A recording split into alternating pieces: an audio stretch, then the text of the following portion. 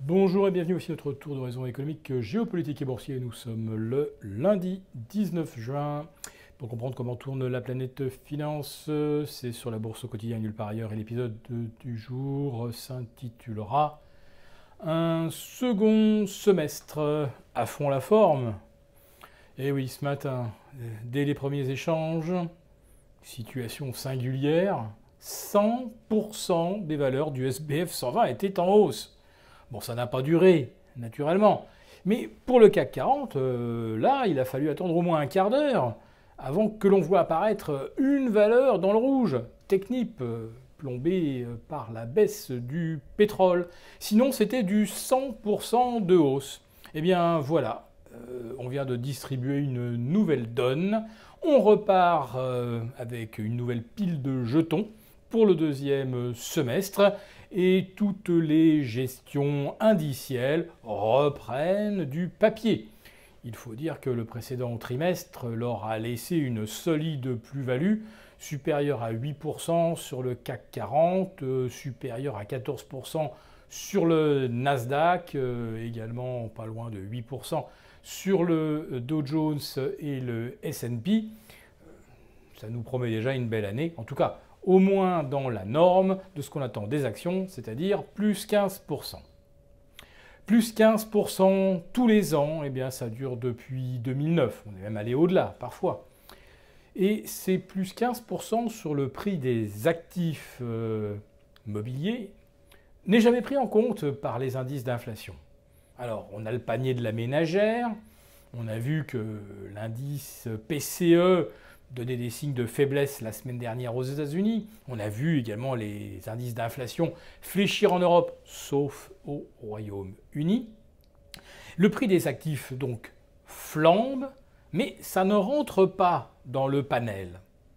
Et pourtant, lorsque vous qui nous écoutez, vous constituez votre épargne, ou lorsque votre caisse de retraite achète des emprunts et des bons du Trésor, vu le prix qu'elle les paye, eh bien, en fait, quelques années auparavant, vous auriez eu beaucoup plus de papier, beaucoup plus de rendement pour une mise de fonds beaucoup plus faible.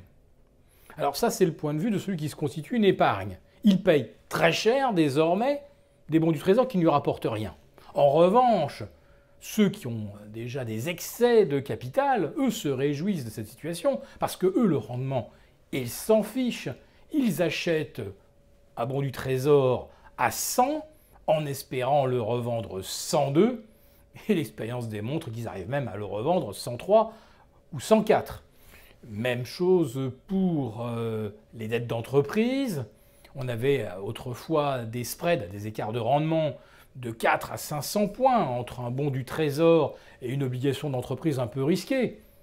Aujourd'hui, si on arrive à avoir du 350 points de base entre du sans risque absolu et du junk bonds, on est content.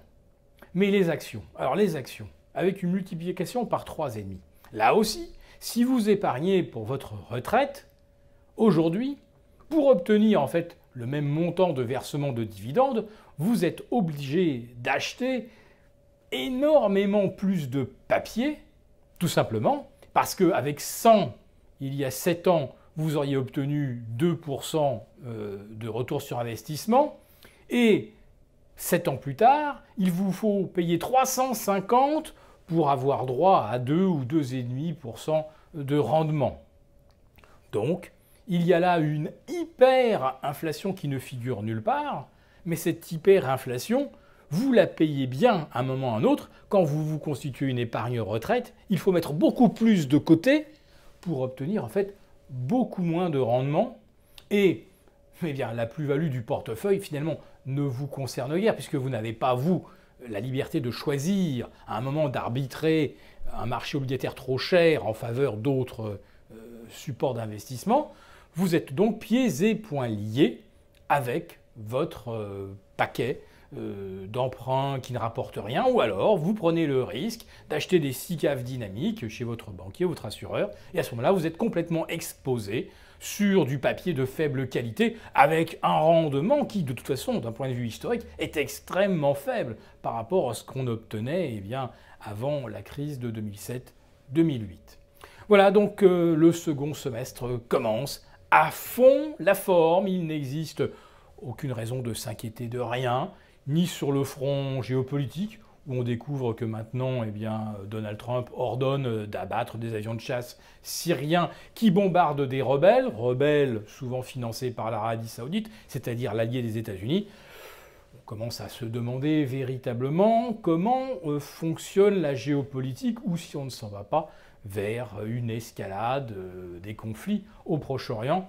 Et il semblerait qu'à Washington, et surtout chez les fabricants d'armes américains, on n'envisagerait pas cette option ou ce scénario avec inquiétude. Bien au contraire.